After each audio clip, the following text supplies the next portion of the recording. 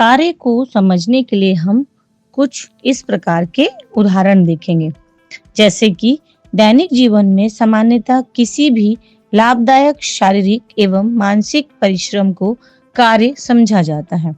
जैसे विद्यार्थी परीक्षा के समय अध्ययन में बहुत समय व्यतीत करता है, पुस्तकें पढ़ता है, प्रश्न पत्रों को हल करता है, कक्षा में विचार विमर्श करता है। सामान्य भाषा में वह कठोर परिश्रम यानी कार्य करता है।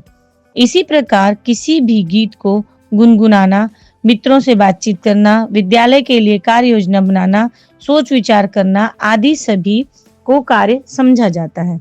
किसी वस्तु पर किया गया कार्य उस पर लगाए गए बल के परिमाण तथा वस्तु के बल की दिशा में विस्थापन के गुणनफल के बराबर होता है।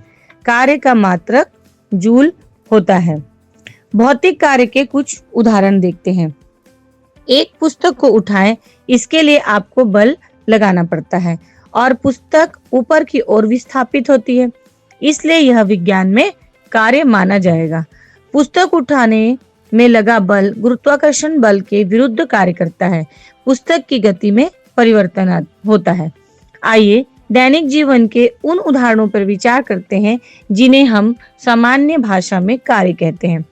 विद्यार्थी परीक्षा के समय कठोर कार्य करता है। चूंकि कार्य की वैज्ञानिक अवधारणा के अनुसार यहाँ बल एवं विस्थापन की दशाएं नहीं होती, अतः विज्ञान में विद्यार्थी के इस कठोर परिश्रम को कार्य नहीं कहा जाएगा। इसी प्रकार गीतों को गुनगुनाना, विचार विमर्श करना आदि भी विज्ञान की दृष्टि में कार्य नहीं है। उदाहरण के लिए यदि आप एक कुर्सी को 10 मिनट तक उठाए रखें तो क्या आपने कार्य किया होगा? शायद आपकी थकान से आपको लगे कि आपने बहुत कार्य किया है, परंतु भौतिक कार्य की परिभाषा के अनुसार कुर्सी को उठाए रखने में आपने कुर्सी पर कोई कार्य नहीं किया। यद्यपि कुर्सी को उठाए रखने के लिए आपने बल लगाया, पर कुर्सी में विस्थापन नहीं हुआ। चूंकि कुर्सी में विस्थापन नहीं हुआ, इसलिए आपके द्वारा लगाए गए बल ने कुर्सी पर कोई कार्य नहीं किया। जैसे कि कुर्सी को उठाते समय कुर्सी की स्थिति में कुछ परिवर्तन हुआ, उस समय आपने भौतिक कार्य किया। उसके बाद वस्तु को उठाए रखने में कोई अतिरिक्त कार्य नहीं हुआ।